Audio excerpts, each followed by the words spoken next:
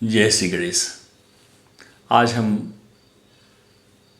इस वीडियो में चर्चा करेंगे गुप्त नवरात्र की। यह तो आपको पता ही है कि पूरे वर्ष में 4 नवरात्र आते हैं। 2 प्रकट होते हैं और 2 गुप्त होते हैं। प्रकट नवरात्र चैत्र और अश्विनी मास में होता है और गुप्त नवरात्र माघ एवं आषाढ़ मास में होता है। इस माघ के गुप्त नवरात्र की शुरुआत गुरुवार 30 जनवरी से हो रही है और इसका समापन 7 फरवरी शुक्रवार को होगा। यह तो इस नवरात्र की बात हो गई। अब यह जानते हैं कि नवरात्र प्रकट और गुप्त किस तरह से हैं।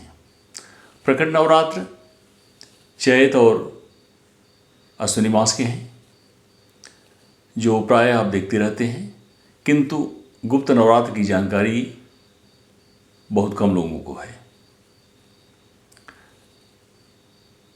प्रकट नवरात्र में माँ नवदुर्गा की उपासना की जाती है, माँ के 9 स्वरूपों की उपासना की जाती है और गुप्त नवरात्र में भगवती के 10 स्वरूपों की पूजा की जाती है या 10 महाविद्या की पूजा गुप्त नवरात्र में की जाती है।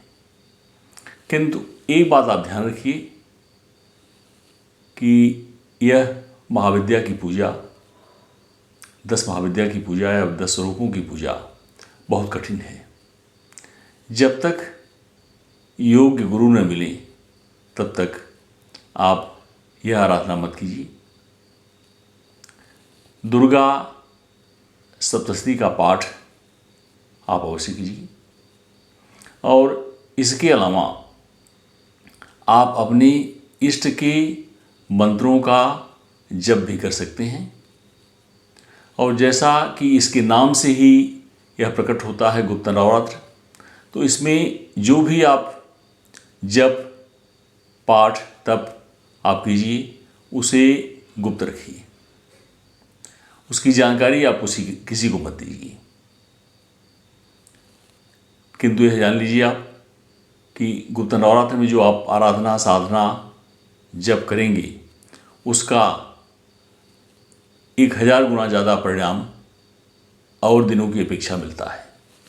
इसलिए आप माँ भगवती की आराधना या अपने इष्ट का जप जो भी आप करना चाहें उसकी शुरुआत 30 जनवरी से आप कर सकते हैं। 30 जनवरी को सुबह में अभिजित मुहूर्त भी है। यदि आप कलश स्थापना करना चाहते हैं तो कलश स्थापना कीजिए, किंतु यदि वह संभव न हो तो ब्रह्म मुहूर्त में स्नान करके सूर्यार्घ्य देकर आसन बिछाकर जो भी मंत्र आपको जपना हो या जो पाठ करना हो उसका संकल्प लेकर आप शुरू कीजिए। और दिनों की अपेक्षा गुप्त नवरात्र कई हजार गुना ज़्यादा फल आपको देगा। यह बिल्कुल सही है। और इस आराधना से आपके शरीर की आपके मन की नकारात्मक शक्तियाँ निकल जाएंगी, सकारात्मक शक्ति का संचार होगा। और जिस घर में आप आराधना कर रहे हैं वहाँ भी भगवती की कृपा से सब कुछ अच्छा नहीं बहुत अच्छा होगा।